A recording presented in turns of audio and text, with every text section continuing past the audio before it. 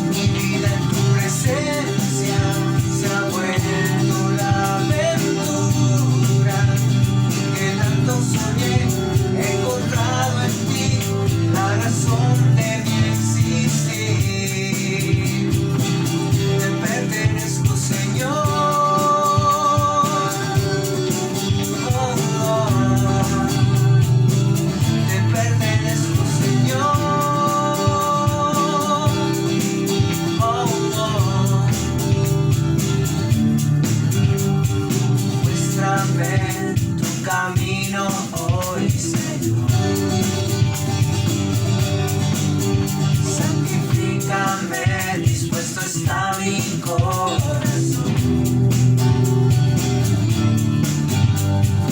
Quiero ser una ofrenda para ti, con mi forma de vivir, que tu reino venga a mí. Postrado en mi aposento, me encontraré contigo. En la intimidad tú me enseñarás a tocar tu corazón. Mi vida en tu presencia se ha vuelto la aventura que tanto soñé. He encontrado en ti la razón de mi existir. Te pertenezco, Señor. Oh, oh. Te pertenezco, Señor. Oh, oh.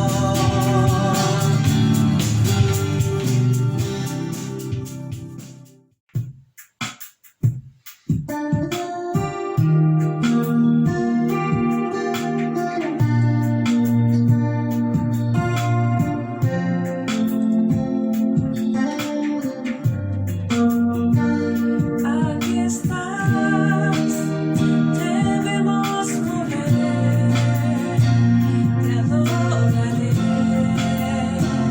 te adoraré. Aquí estás, obrando en mí, te adoraré, te adoraré. Aquí estás, debemos mover, te adoraré, te adoraré. Aquí estás, obrando en mí, te adoraré, te adoraré. Milagroso, abres caminos, cumples promesas, luz en tinieblas, mi Dios, así eres tú. Milagroso, abres caminos, cumples promesas, luz en tinieblas, mi Dios, así eres tú. Aquí estás, tocando mi corazón, te adoraré, te adoraré. Aquí estás, sanando mi corazón, te adoraré, te adoraré. Milagroso, milagroso, abres caminos, cumples promesas, luz en tinieblas, mi Dios, así eres tú. Milagroso, abres caminos, cumples promesas, luz en tinieblas, mi Dios, así eres tú. Así eres tú, así eres tú, así eres tú.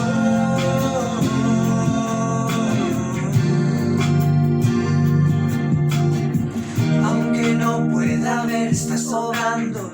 Aunque no pueda ver, estás obrando. Sé que estás obrando. Sé que estás obrando. Aunque no pueda ver, estás obrando. Aunque no pueda ver, estás obrando. Sé que estás obrando. Sé que estás milagroso, milagroso.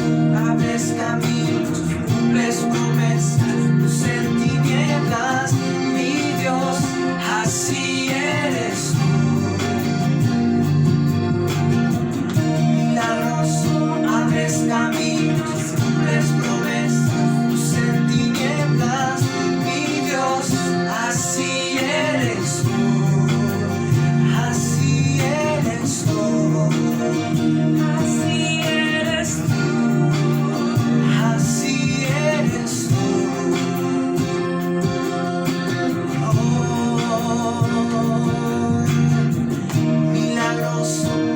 abres caminos, cumples promesas, luz en tinieblas, mi Dios, así eres tú, así eres tú, así eres tú, así eres tú.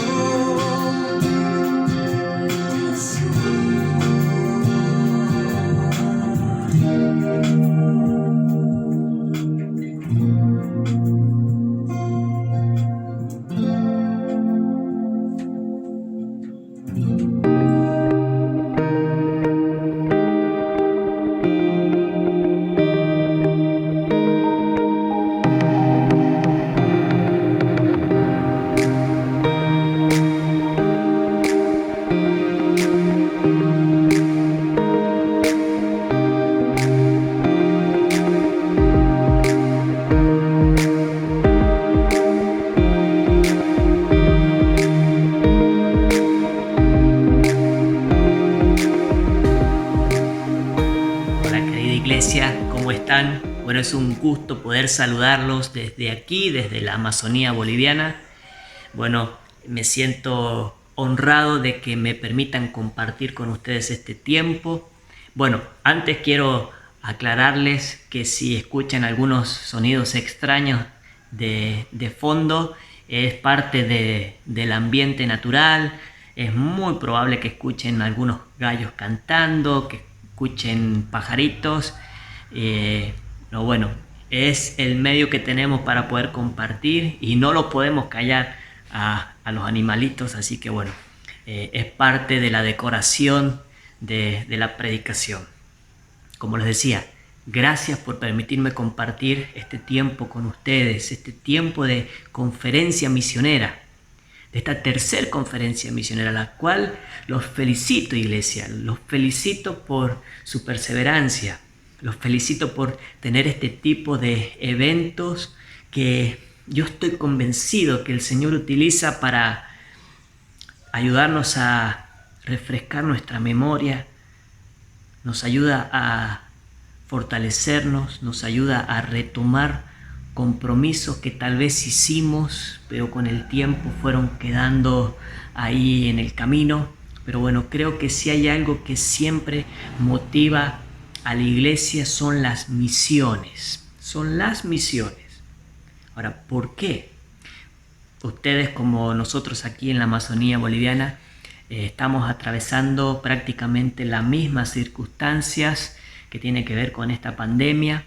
Pero bueno, esto no ha sido algo del todo negativo. Tenemos que ser realistas también en este sentido, porque tenemos que aprender a interpretar los tiempos desde la perspectiva bíblica. Cómo Dios ha obrado en la palabra del Señor y a lo largo de la historia, en medio de las crisis, cómo Dios ha estado obrando de manera permanente. Y este caso en particular no es la excepción. Por eso creo que es una buena noticia recordar que Dios continúa obrando. En tu vida continúa obrando en mi vida, continúa obrando en las naciones. En las naciones.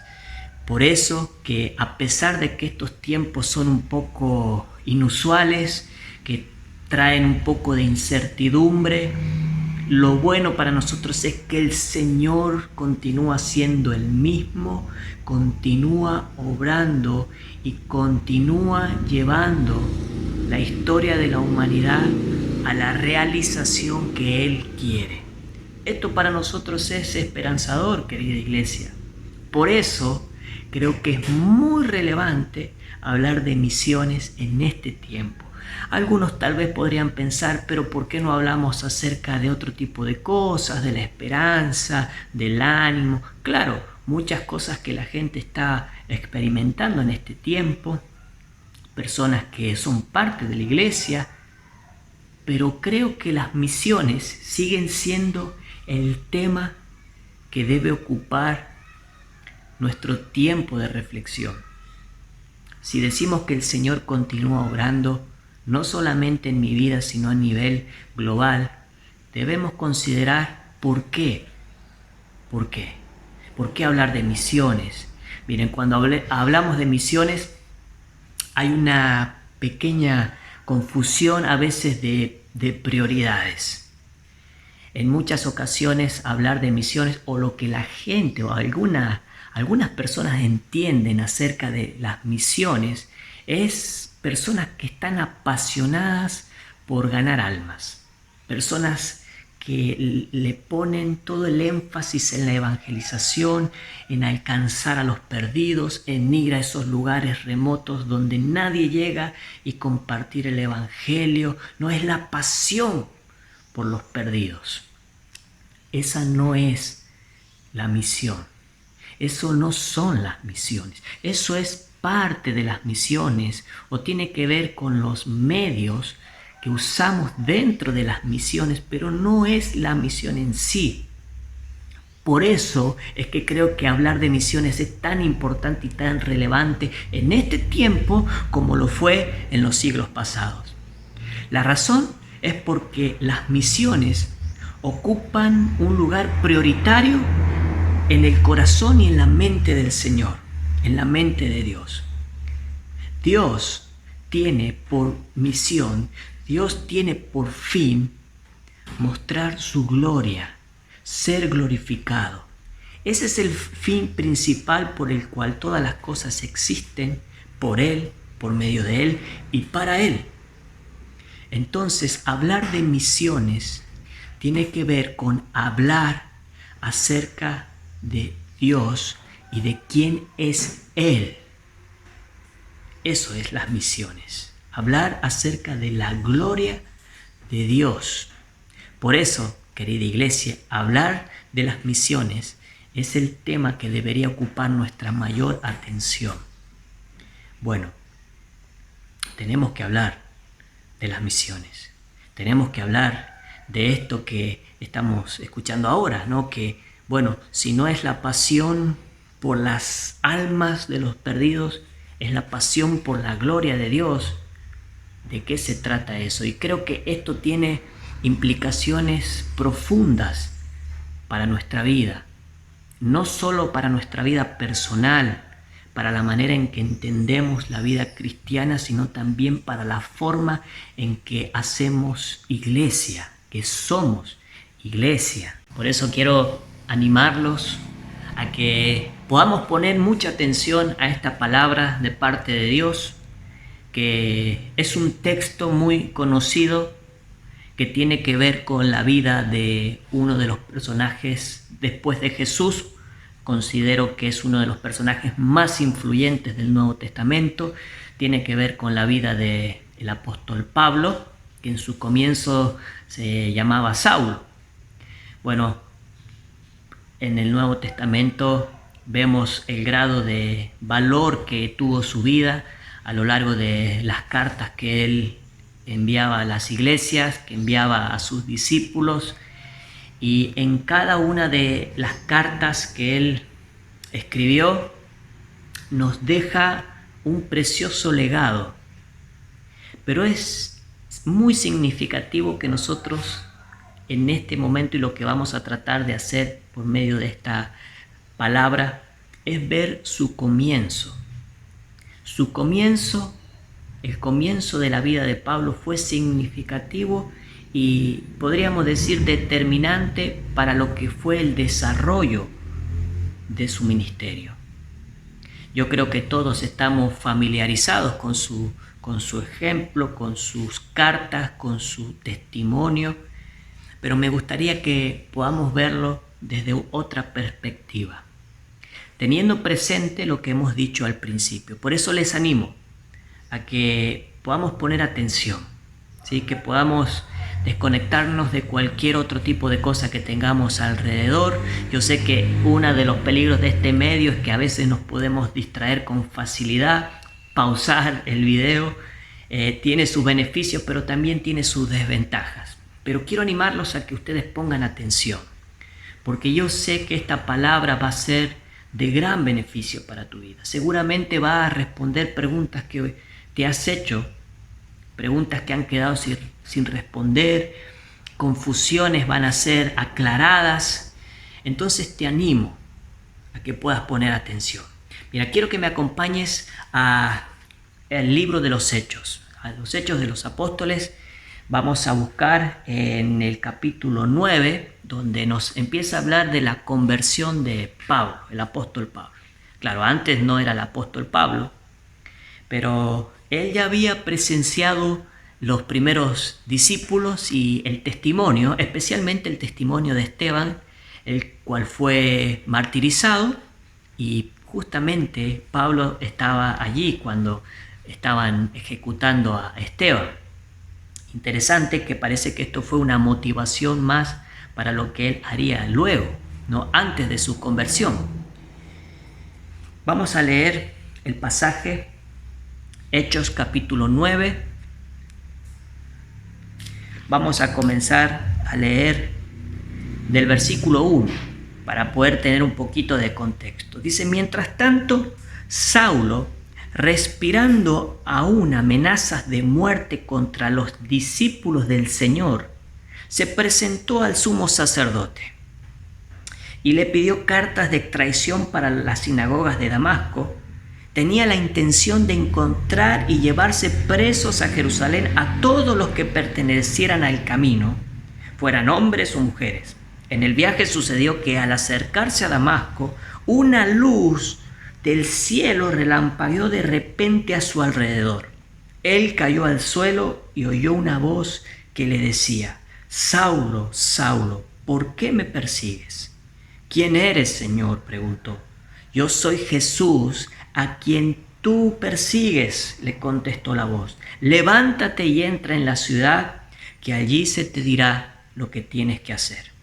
Los hombres que viajaban con Saulo se detuvieron atónitos porque oían la voz pero no veían a nadie. Saulo se levantó del suelo, pero cuando abrió los ojos no podía ver, así que lo tomaron de la mano y lo llevaron a Damasco. Estuvo ciego 3 días sin comer ni beber agua. Había un hombre, un discípulo llamado Ananías, a quien el Señor llamó en una visión. Ananías, aquí estoy, Señor. Anda, ve a la casa de Judas en la calle llamada Derecha y pregunta por un tal Saulo de Tarso. Está orando y ha visto en una visión a un hombre llamado Ananías que entra y pone las manos sobre él para que recobre la vista. Entonces Ananías respondió, claro, sabiendo quién era Ananías, ¿no? Señor, he oído hablar mucho de ese hombre y de todo el mal que ha causado a tus santos en Jerusalén.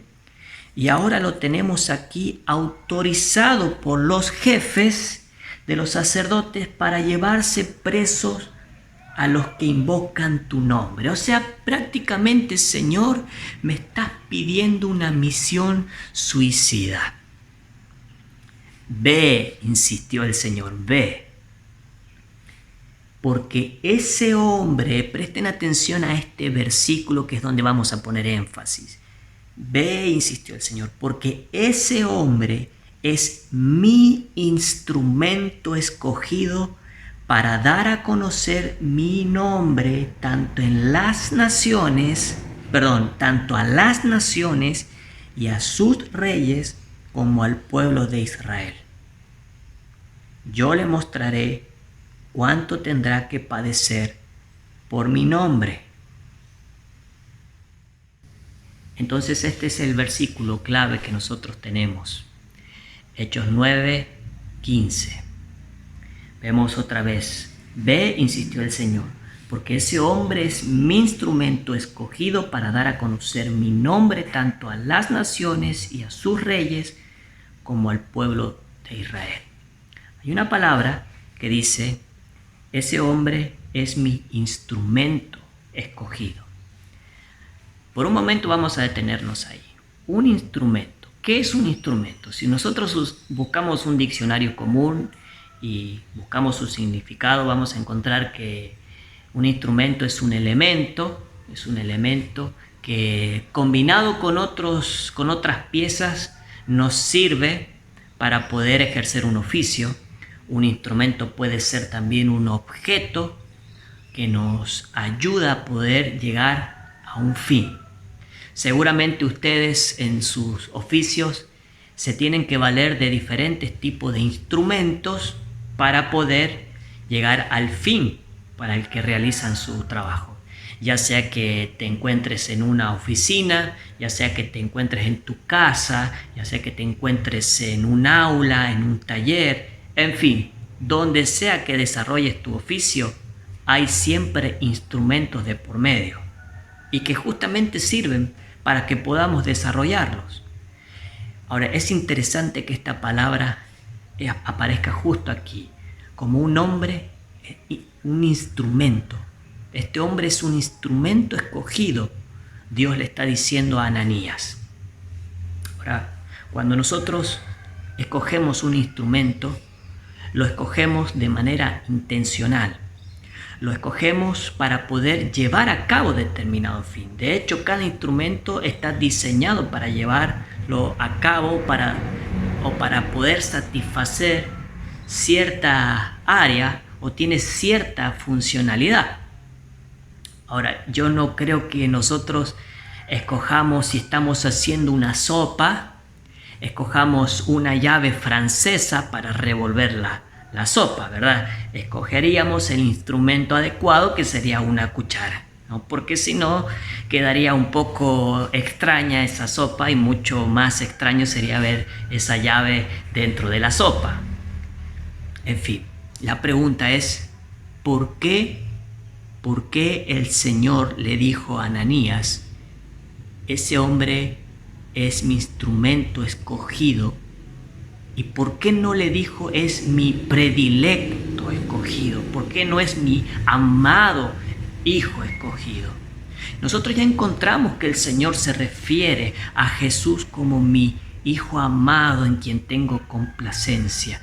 Pero este no es el caso, mi instrumento escogido. ¿Por qué el Señor usa esta expresión? Tenemos que tener presente el contexto, que Pablo venía de un trasfondo donde lo que él estaba haciendo estaba repercutiendo y estaba teniendo severas consecuencias para los comienzos de la iglesia. Pablo era un teólogo, él era un experto en la ley, Pablo era un apasionado, Pablo era alguien que realmente quería que la justicia de Dios no se viera comprometida y él parece que tenía que llevarla a cabo. Él realmente se veía como un mensajero de Dios que tenía que por todos los medios impedir que esta secta del camino que se había levantado, que tenía que ser erradicada completamente porque estaba siendo una amenaza para el judaísmo. Entonces Pablo, que parece que tenía una mirada demasiado elevada acerca de sí mismo y de su celo por el Señor, ya esto lo podemos ver en su carta a los filipenses cuando él les escribe y les dice, no, si había alguien que podía estar orgulloso de su celo y de los esfuerzos humanos, si había alguien que podía estar seguro, ese era Pablo. Él da una serie de detalles que por qué podía estar orgulloso. Entonces encontramos que Pablo tenía una mirada acerca de sí mismo y de lo que hacía. Y ahora volvemos a la pregunta, ¿por qué? ¿Por qué el Señor no le dijo, ve y dile que ese es mi amado escogido? Y él le dijo, es mi instrumento. Todo lo que Pablo era, todo lo que él pensaba acerca de sí mismo, se derrumbó en un solo momento. En un solo encuentro con Cristo fue suficiente para transformar radicalmente la vida de Pablo. Es como si tú vas por la calle con una bicicleta y te chocas de frente con un camión. Es imposible que sigas siendo la misma persona. Quedas destrozado, quedas destruido, quedas hecho polvo, y si es que vives para contarlo. Eso fue la experiencia de Pablo en su encuentro con Cristo. Fue tan fuerte que fue determinante para lo que él iba a hacer después. Todo lo que él era ¡pum!, quedó destruido. La intencionalidad de las palabras son importantes, querida iglesia. El Señor le dijo: ese hombre es mi instrumento escogido. Hay una intencionalidad de Dios en esa palabra. ¿Por qué usa esa palabra, instrumento escogido? Lo usa para mostrarnos, escucha bien, querida iglesia, lo usa para mostrarnos que no había nada en Pablo que fuera motivo de honra o que fuera apreciable para que Dios lo escogiera. Pablo cobró valor en las manos del Señor por el acto soberano y misericordioso de Dios.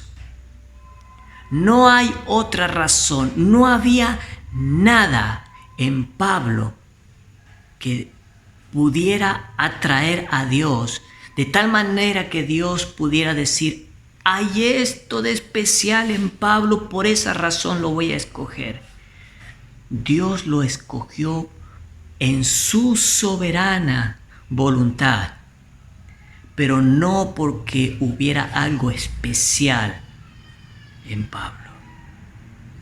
Todo lo contrario, todo lo contrario. Ahora, las versiones más antiguas nos dan una mejor mirada acerca de este versículo, sobre todo de esa palabra. Hay una versión que se llama Nácar Colunga y que usa una palabra que nos ayuda a tener una mejor mirada acerca de esto de ser un instrumento. De hecho, las versiones un poco más antiguas también usan otra palabra y dice algo así, miren, dice: ve y dile, porque este es mi vaso de elección. No dice es mi instrumento escogido, sino dice es mi vaso de elección. Un vaso. Todos conocemos lo que es un vaso. Obviamente el vaso que nosotros conocemos ahora con todas las formas y tamaños no es el mismo del tiempo de Jesús en la Palestina, no de su tiempo. Ahora, un vaso, cuando nosotros pensamos en un vaso, de hecho el apóstol Pablo usa en varias de sus cartas esta ilustración.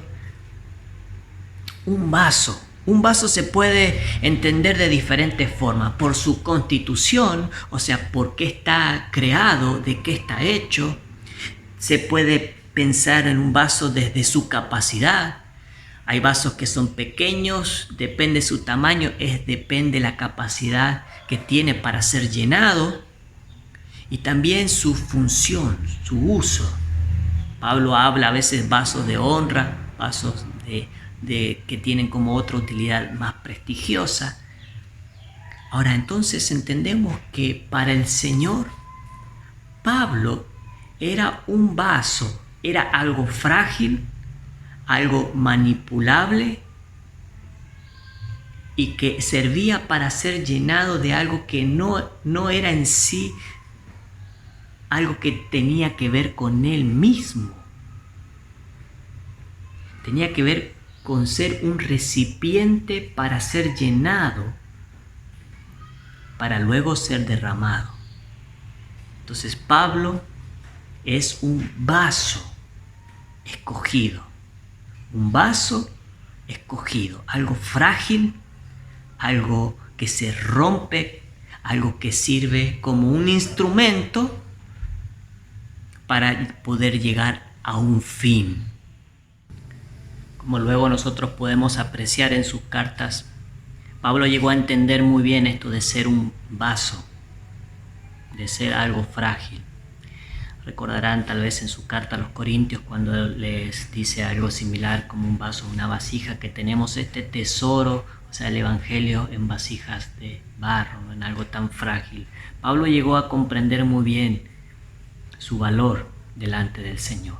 Entonces es importante que en este primer punto nosotros entendamos que no es el objeto que se escoge no es el valor del objeto del instrumento que se elige, sino es de quién es el que hace la elección.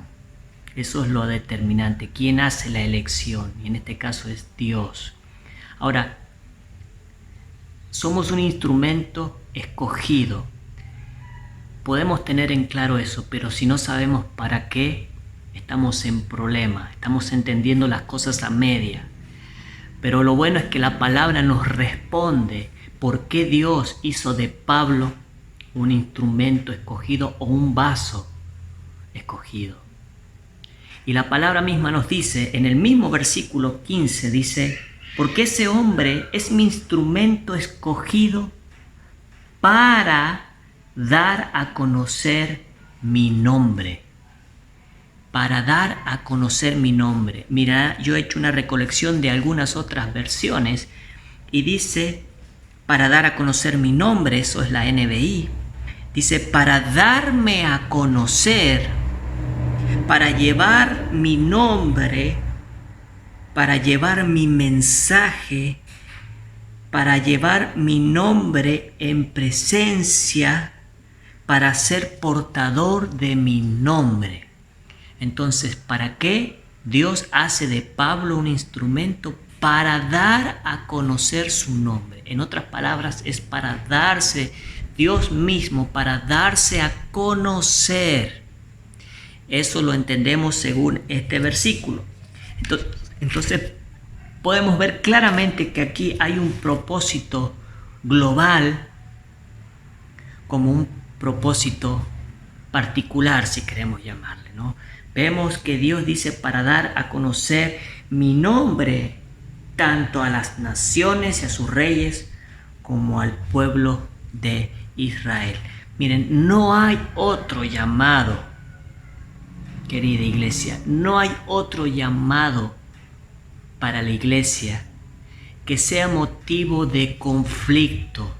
La iglesia no debería tener este conflicto en cuanto a su llamado y su responsabilidad.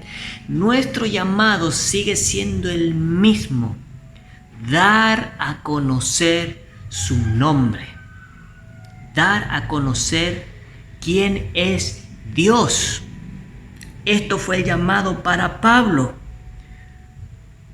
como sigue siendo el llamado para vos y para mí, y como seguirá siendo el llamado de la iglesia hasta que el Señor vuelva. Eso es nuestro llamado.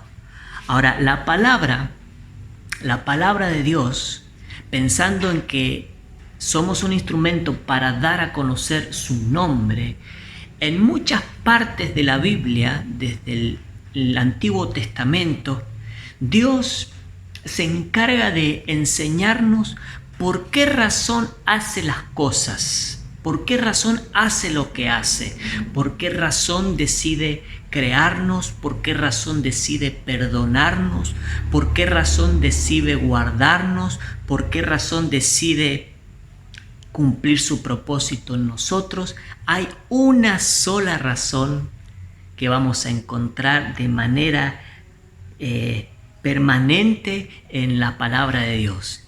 Y ustedes seguramente, los que llevan un poco más de años mirando la palabra, se darán cuenta que Dios en muchas ocasiones les dice al pueblo que por amor a su nombre Él va a hacer las cosas, por amor a su nombre. Mira, te invito a que puedas leer tu Biblia y recolectar todos los pasajes en los que Dios obra por amor a su nombre y todas las veces que Dios obra motivado por el ser humano. Te animo a que puedas hacer ese ejercicio. Por ejemplo, tenemos muchos pasajes donde Dios dice que todo lo hace por amor a su nombre. Otros tenemos donde Dios nos dice que todo lo hace para su propia gloria, podría ser lo mismo. También nos dicen que Dios hace todas las cosas para su propio honor, todo lo hace para su propia fama. Encontramos esto a lo largo de la Biblia, que Dios obra, entonces podemos decir, para sí mismo, para darse a conocer, para mostrar en las naciones quién es Él. Ese es el propósito de Dios. Lo dijimos al principio, ¿no? ¿Por qué hablar de misiones? Y porque lo importante es hablar de la gloria de Dios. Entonces encontramos que Dios en la palabra nos muestra que Él es el tema principal. Por eso que Dios todas las cosas las hace por amor a sí mismo. Encontramos en Samuel, primera de Samuel, si quieren anotar, primera de Samuel capítulo 12, 22, que Dios todo lo hace por amor a su nombre. Isaías, ahí en Isaías encontramos una gran cantidad de versículos donde nos habla que es por amor a sí mismo, por amor de Él mismo. Josué 7, 9 encontramos que Él si va a dejar que su propio nombre sea desestimado. Y así Jeremías, Ezequiel, Daniel, encontramos que esta expresión es común, que todo lo hace Dios por amor de su propio nombre, glorioso y santo.